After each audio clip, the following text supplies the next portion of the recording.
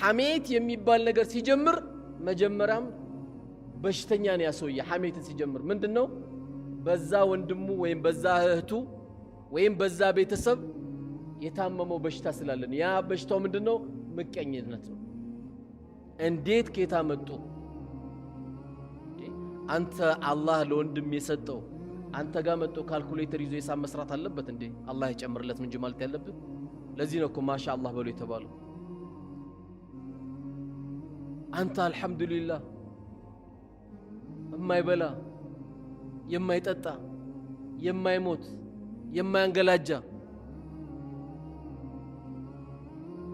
ጌታ ነው አላህ እስልምናን የሰጠ ጌታ አልহামዱሊላህ አልহামዱሊላህ በምን ይለካል ኒዕመተ الاسلام በምን ይለካል አውርተን ማንጨርሰው እኮ ጸጋ ያለበት ነው አውርተን ይሄ ቁጭ ብለን ሁላችንም አንድ ሽታ የለም አጠገባችን ለምን ሽታ ቢኖር እዚህ ቤት መግባት ስለማይችል ሹፍ አንድ ሽታ የለም ይሄን ጸጋ ነው የሰጠው ያለ ውዱ የተቀመጠ የለም ለምን ሰላቱ ስለሚበላሽበት ንጹህ ነው ማለት ነው ጀናባው ነው አልገባም ሻወር ታጥቦ ነው የመጣው ይሄን ኒዕመተ الاسلام አላህ ሰጠ ዳሩ ሰላም የሚል የትልቁ የሰላም አገር ደግሞ ጠብቃቸዋለሁ እያለ ነው አላህ በቀልቡ ላይ የጎመን ዘር ምታክል ላ ኢላሃ ኢላላህ ያለበት ሰው ጀሃነም እንኳን ከገባ አውጡት ነው የሚባለው ላ ኢላሃ ኢላላህ ራሱ እኮ ተስፋ ነው ተስፋ በእኛ ሰላት ባንገባ በአላህ ረህመት ግን እንገባለን ከጅላለን ከጌታችን ይሄን ትልቅ ጸጋ ከሰጠ አልহামዱሊላህ ለምን አንተ ፈርማ አይደለም እስላምን አላህ ይሰጠ አላህ መርጦ ነው እስልምናን ይሰጠ ይሄንን ጸጋ ሲሰጠን በወንድሞቻችን ላይ መመቅኘት አናቆም አንዳንዴ እንትና ምን ሆነች ለምን ታመመች ተብሎ እኮ ከሥራ ውጭ የሆኑ ሰዎች አሉ በመቀኛ ከዛም ከጠንቋይ ከዚህ ከአድባር ከዚህ ከቆሌ ከጅኒ ያርገው አስተብትበው አፍዝዘው አልጋ ላይ ጣሉት ሰው እኮ ስንት አለ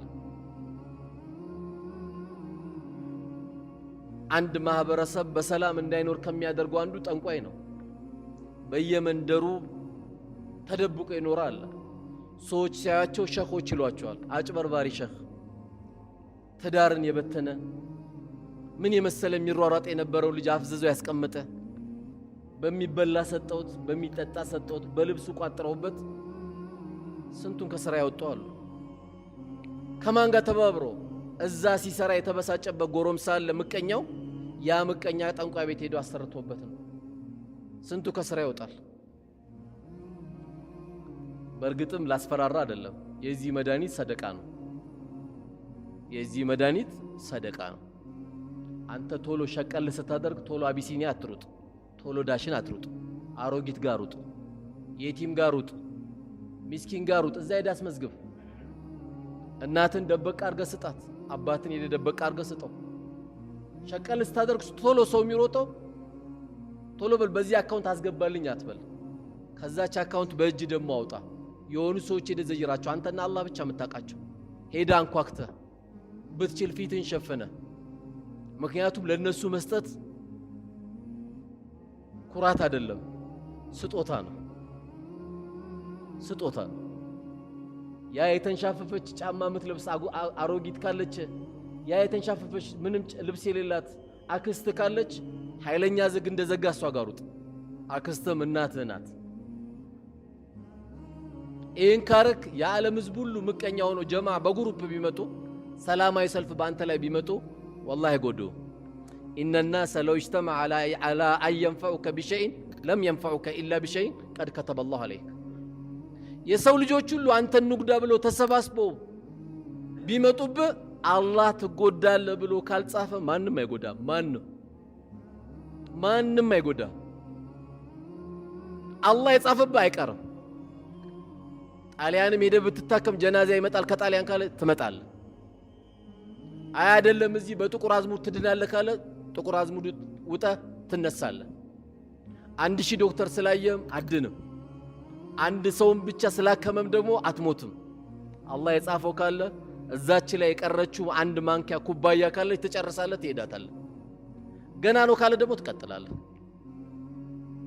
ማንም አንተ ሉግዳ ቢል ወላሂ መጉዳት አይችልም። ቢጎዳማ ስንቱ ይጨርስ ነበርኩ። ስለዚህ ወንድሞቻችን ላይ የሚያመጣብን ምቀኝነት ሲመጣብን ከማ ቃለ ረሱሉ ዓለይሂ ሰላቱ ወሰላም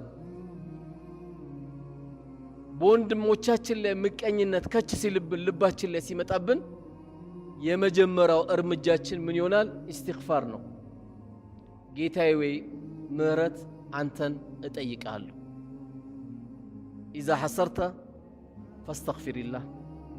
ወንድሞች ላይ ምቀኝነት ከች ሲልብህ አስተግፊሩላህ ጌታዬ፣ ሰጪው አንተ አይደለ እንዴ? ከልካይ አንተ አይደለ እንዴ?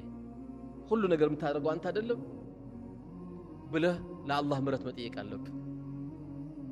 የምቀኝነት መድኃኒቱ ኢስቲግፋር ነው ማድረግ ያለብህ። ስለዚህ ሙእሚን ትልቁ የስነ ምግባር መገለጫው ምንድነው ከተባለ ወንድሞቹ ባገኙት ነገር አይበሳጭም፣ ተደሳሽ ነው። በቃ ለምን ወንድም ባያገኝ ኖር የመስጊድ እኮ አይሰራም ነበር። ከየት መጣ? ወንድም እኮ ስላገኘ ነው።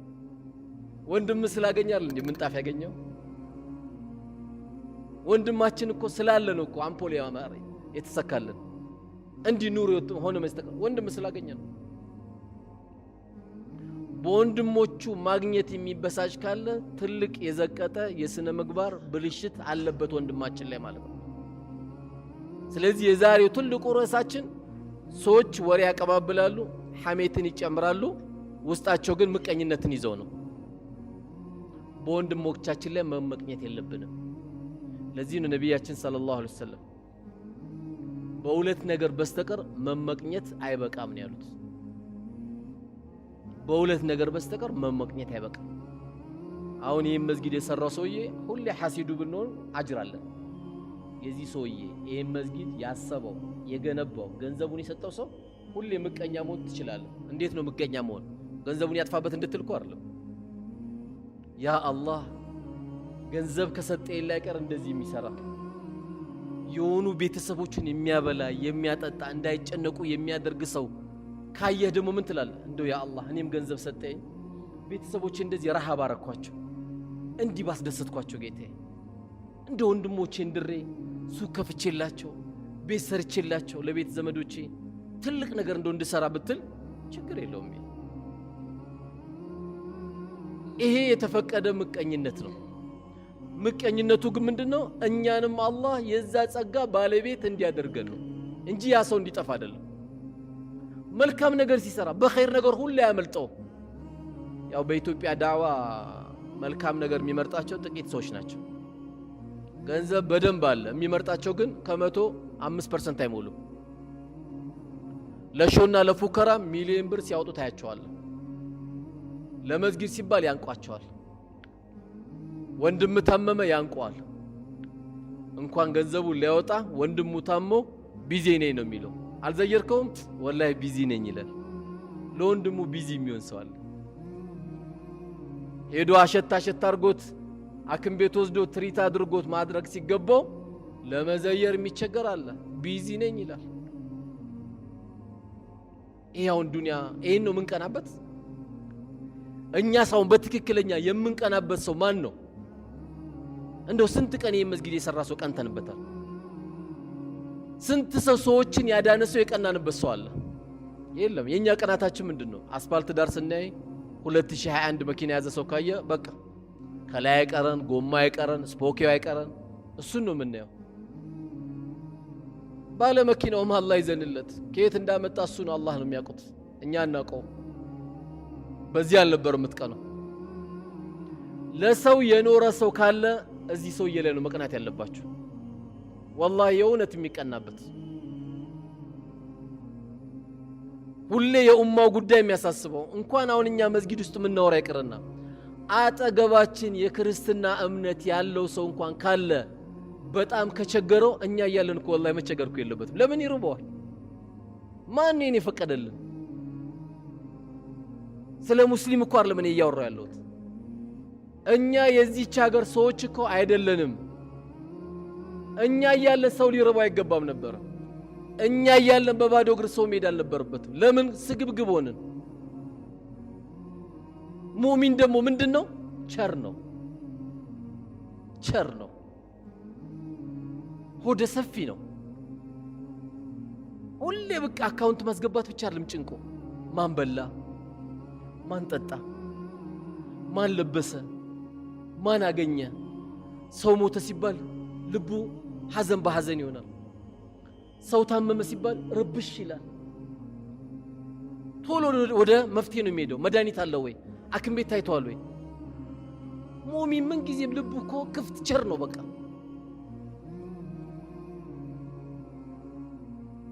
እንኳን ሞተ በቃ ማታ ለቅሶ ደርሳለሁ የሚል አይደለም። ያነባል። ማልቀስ እኮ የአንድ ሙእሚን ስነ ምግባር መገለጫው ነው።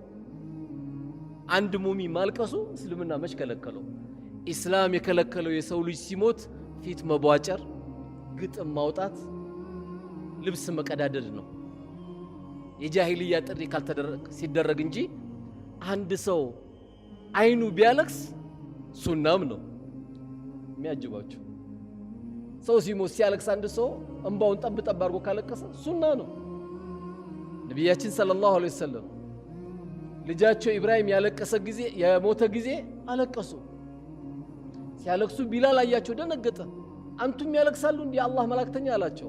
አዎ ለምን አያለቅሱም? የሰው ልጅ አይደሉ እንዴ? ቁል ኢነማ አነ በሸሩ ሚስሉኩም ዩሓ ኢለየ አነማ ኢላሁኩም ኢላሁ ዋሂድ። እኔ እንደናንተ ሰው ነኝ በላቸው። ለየት የሚያደርገኝ ከናንተ ወሒ ስለሚወርድልኝ ነው አሉ እሳቸው። አዎ አሉት። ከዛ ምን አሉት? ይህን ሐዲስ ነገሩት ለቢላል። አልዐይኑ ተድማ ወልቀልቡ ያሕዘን ወኢና ሊፊራቂከ ያ ኢብራሂም ለመሕዙኑን አሉ። አይን ታለቅሳለች፣ ልብ ትተክዛለች። ልጄ ኢብራሂም ጋር በመለያየቴ አዝኛለሁ አሉ። ይሄ ሰውኛ መገለጫ ነው። አንዳንዱ ራሱ እንባ እምቢ ሲለው ለምን ታለቅሳለህ ብሎ ከአንተ ጋር ሊጣላ ይመጣል። እሱ እኮ እንባ እምቢ ብሎት ነው። ረህመት ኬት ይምጣል፣ ተዝነት ኬት ይምጣል። አልለመድም።